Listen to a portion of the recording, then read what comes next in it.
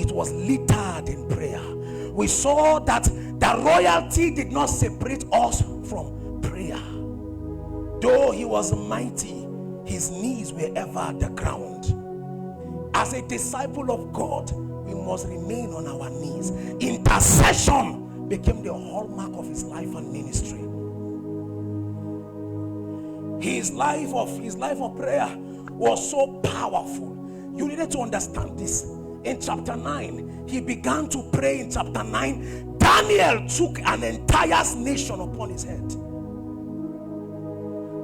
His prayer was not for power, it was for a nation. And the Bible said,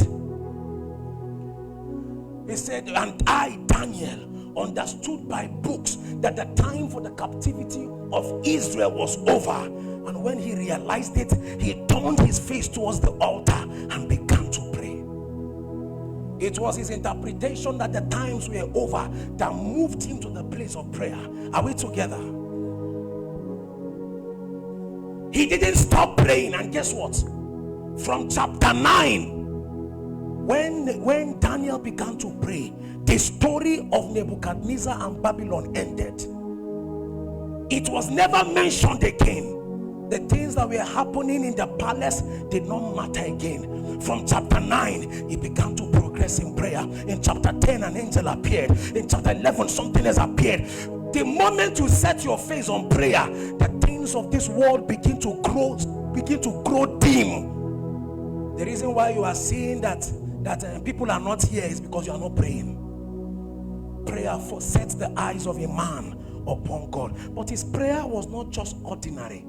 His prayer was mixed with verse 7. It says intercession, and the other one I spoke about, talking about interaction. So when he began to pray,